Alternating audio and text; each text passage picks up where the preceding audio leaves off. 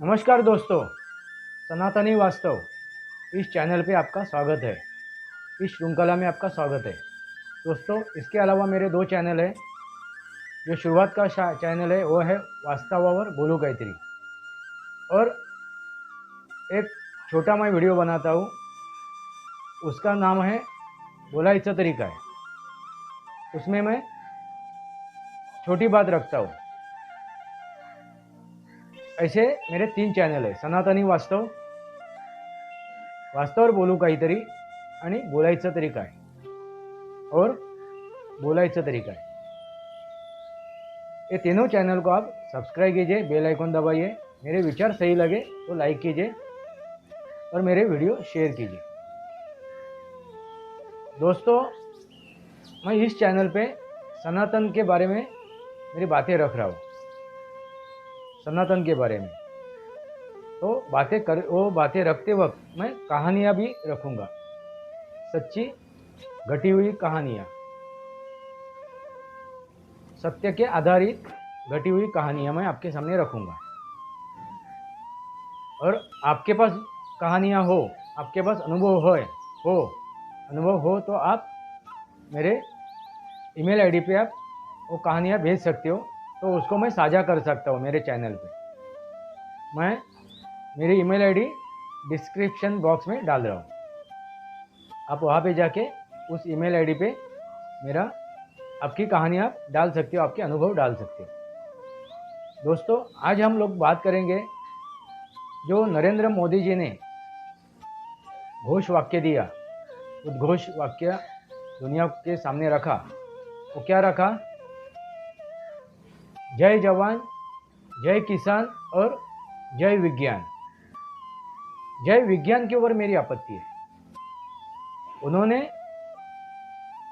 अपने हिसाब से, अपने सोच से उन्होंने कुछ गलत किया, ऐसा नहीं मैं बोल रहा हूँ। जो अपनी सोच है, उनकी सोच है, मगर जय विज्ञान के ऊपर मेरी आपत्ति है। क्यों? उसके ऊपर क्या आपत्ति है मैं बताऊंगा आपसे। मगर एक चीज़ ध्यान में रखिए, मैं जो भी बात कर रहा हूँ आपसे वो वास्तव में कर रहा हूँ, रियलिटी में कर रहा हूँ। उसके ऊपर अध्ययन करके अभ्यास करके मैं उसके ऊपर आपसे बात करने की कोशिश कर रहा हूँ।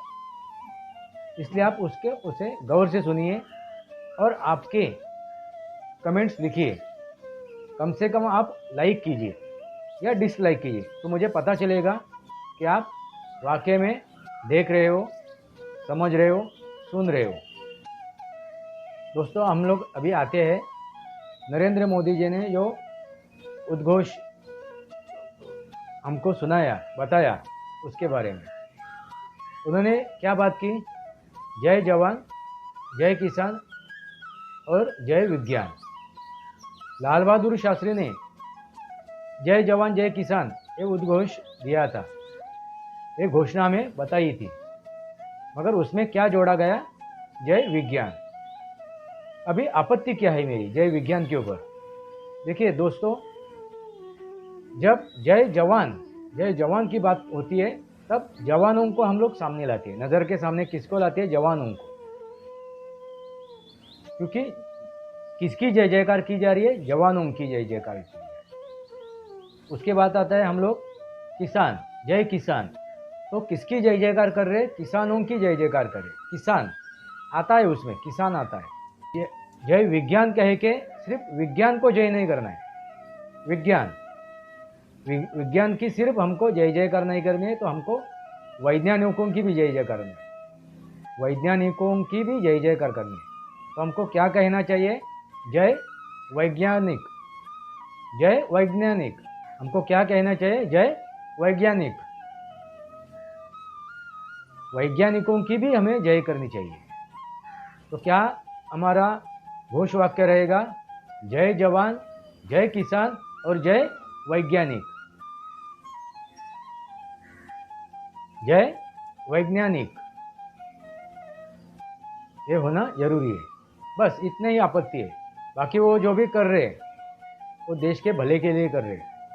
मगर मेरा जो नज़रिया है, वो नज़रिए से मैंने आपको बता दिया। मेरा जो दृष्टिकोण है उस दृष्टिकोण से क्या सही है और क्या गलत है, भले वो प्रधानमंत्री हो, मुख्यमंत्री हो, किसी भी संगठन का हो, किसी पार्टी का भी हो, मेरे सामने क्या है, मुझे किसके बारे में सोचना चाहिए, राष्ट्र के बारे में। अपनी भक्ति कहाँ पे होनी चाहिए, राष्ट्र भक्ति होनी चाहिए, ना कि किसी व्यक्ति की भक्ति, ना कि किसी संगठन की भक्ति, राष्ट्र की भक्ति होनी चाहिए। तो हमें एक गलतियाँ दिखाई देगी, तो इसके ऊपर हम लोग बात कर सकते हैं। दोस्तों, मैं एक कहानी बताने जा रहा हूँ सनातन के बेस के ऊपर, उसके धरातल के ऊपर।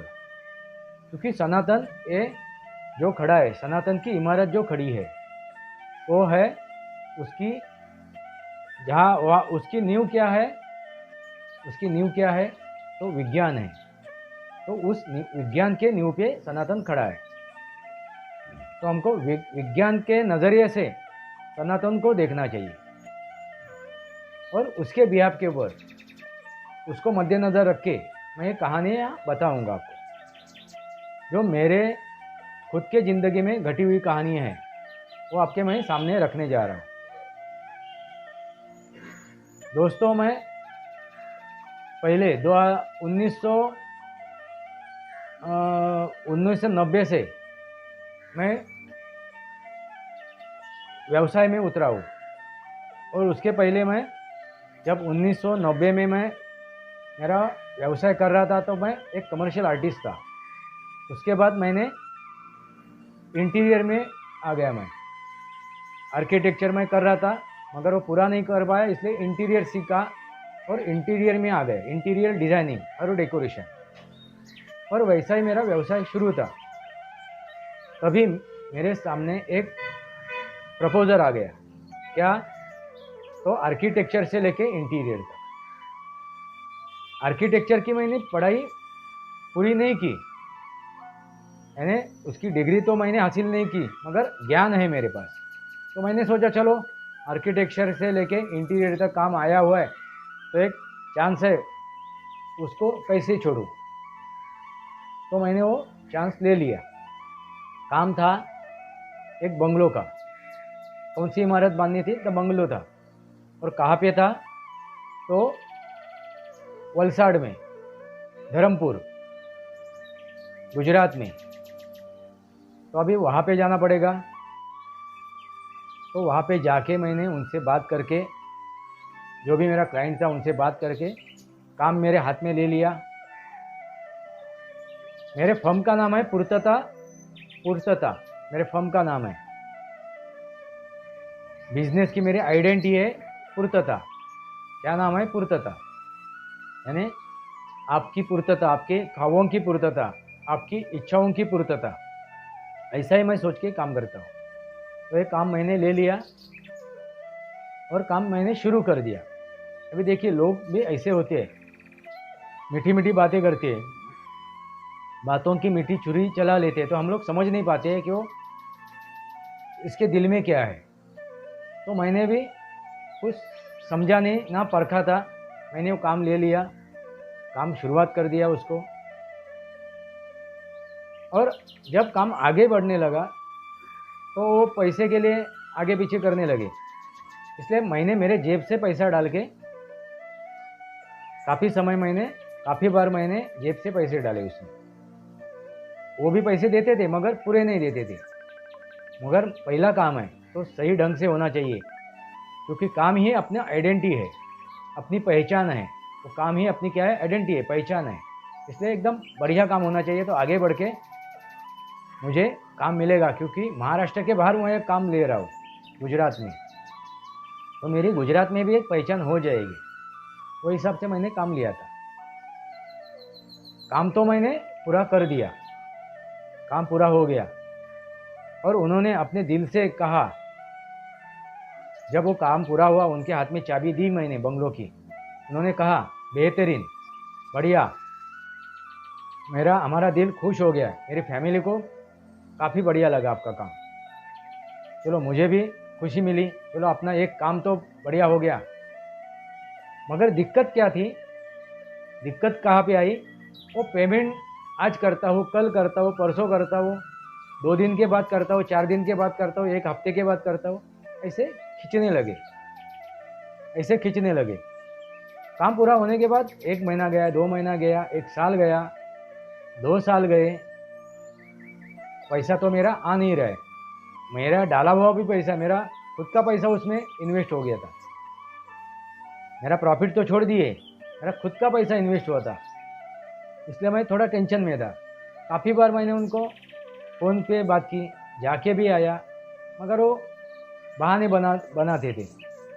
तो एक दिन मैंने सोचा कि भाई चलो अभी उनके घर पे ही जाना पड़ेगा।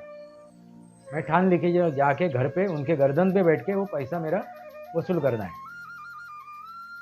तो मैंने फिर सोचा कि मेरा भाई वापी में रहता है, बड़ा भाई मेरा, वो वापी में रहता है गुजरात में, तो उसका घर है वहाँ पे, तो उसके साथ मैं वहाँ पे रुकूंगा और मेरा का पैसा वसूल करूँगा, क्योंकि हर वक्त मुंबई से वहाँ पे जाना वो पॉसिबल नहीं था।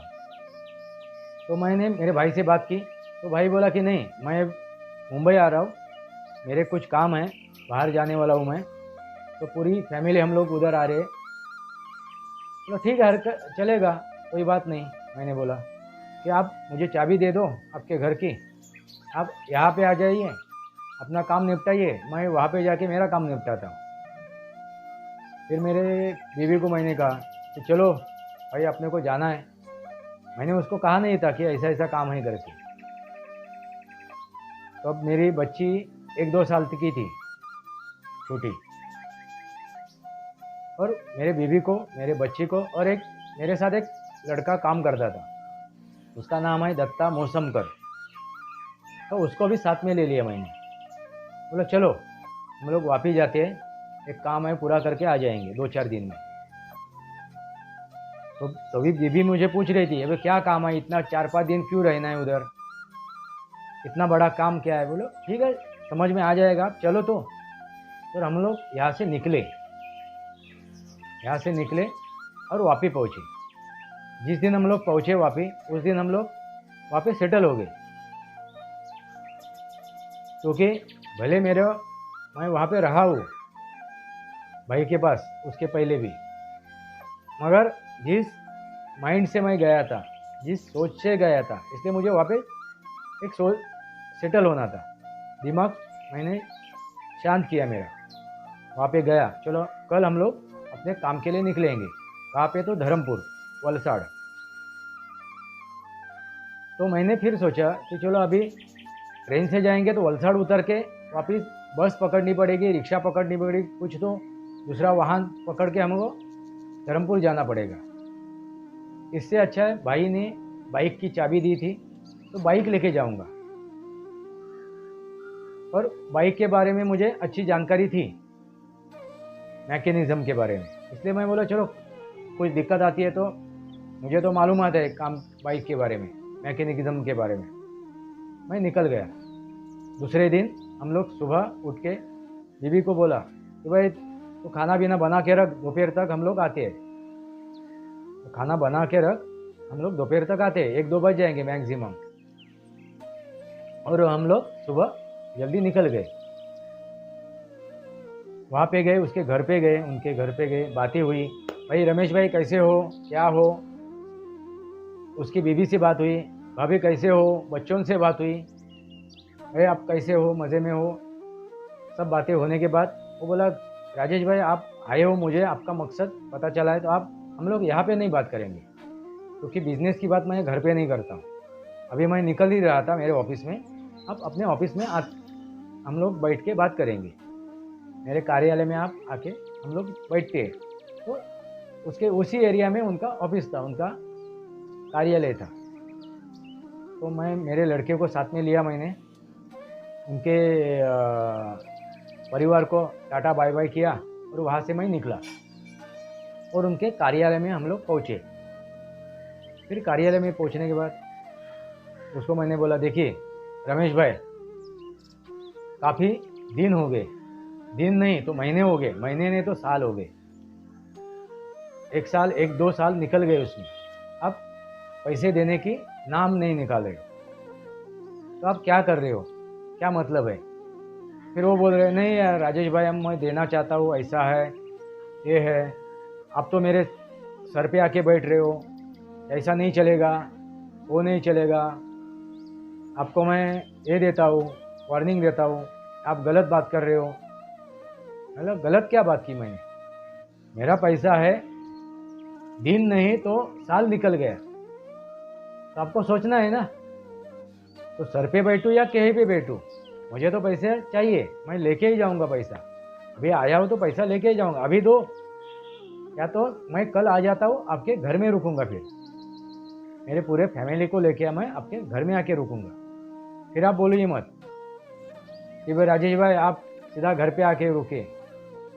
मैं अभी वार्निंग दे रहा हूँ, मैं सीधा आपके घर पे आके रुकूंगा और आप मेरा कुछ बिगाड़ नहीं पाओगे, क्योंकि लिखा पढ़ी हुई है अपनी। मैं कोर्ट में नहीं जाऊंगा, मुझे कैसा वसूल करना है मैं वसूल करूंगा, आपके घर में आऊंगा।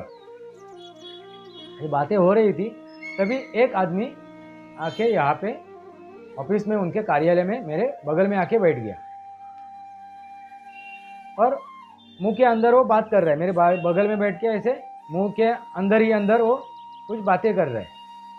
मुझे महसूस हो रहा था वो कुछ ऐसे बातें कर रहा है, और हाथों का, उनके हाथ उसका ऐसा ये हो रहा था, हाथों से वो खेल रहे थे। तो मुझे लगा, कुछ अजीब लगा कि ये कुछ अजीब से हरकतें कर रहा है। मैंने ज़्यादा उसके ऊपर ध्यान नहीं दिया। होती है, किसी को आदत होती है तो आदत से मजबूर होगा, इससे वो कुछ करता होगा, ऐसे सोच के मैंने उसके ऊपर नज़रअंदाज किया गया। दोस्तों, मैंने उनको इशारा दे दिया था, वार्निंग दी तो रमेश भाई को, और कहा कि भाई आप पैसे नहीं भेजते हो, मेरे अकाउंट पे डाल दीजिए, या मुझे अभी चेक दे दीजिए, वरना मैं कल पहुंच जाऊंगा, और आते वक्त मैं पूरी फैमिली को साथ में लेके आऊँगा। आप अभी सोचिए क्या करना है। ऐसा करके मैं उनके कार्यालय से, उनके ऑफिस से बाहर निकला, और बाइक खड़ी थी तो बाइक को चाबी लगा दी और स्टार्ट करने के लिए किक मारना शुरू कर दिया। किक मारा, स्टार्ट नहीं हो रही है, एक किक मारी, दो किक मारी, तीन किक मारी, किक मारते ही जा रहा हूँ। मैं थक गया, बोला चला किक मार रहा हूँ, गाड़ी स्टार्ट नहीं हो रही है। तो मैंने बोला कुछ दिक्कत आई होगी तो देखेंगे। मैंने पहले ही बताया था कि मुझे उसके बारे में मालूम है, मैकेनिज्म के बारे में, मैकेनिक के बारे में 100% तो नहीं है, मगर मालूम आता है। तो मैंने जांचना परखना शुरू कर दिया,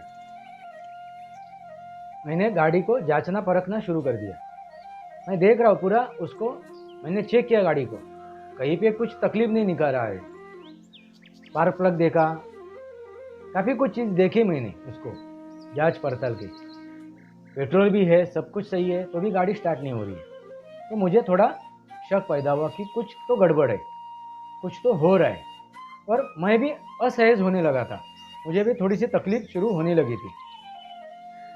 मैं भी सोचने लगा मुझे ऐसा क्यों लग रहा है, मैं असहज क्यों होने लगा हूँ, ऐसा क्या हो रहा है मेरे साथ। गाड़ी का तो तकलीफ है, मगर मैं भी असहज होने लगा था। फिर वापस मैं उसको किक मार रहा हूँ, गाड़ी स्टार्ट नहीं हो रही है।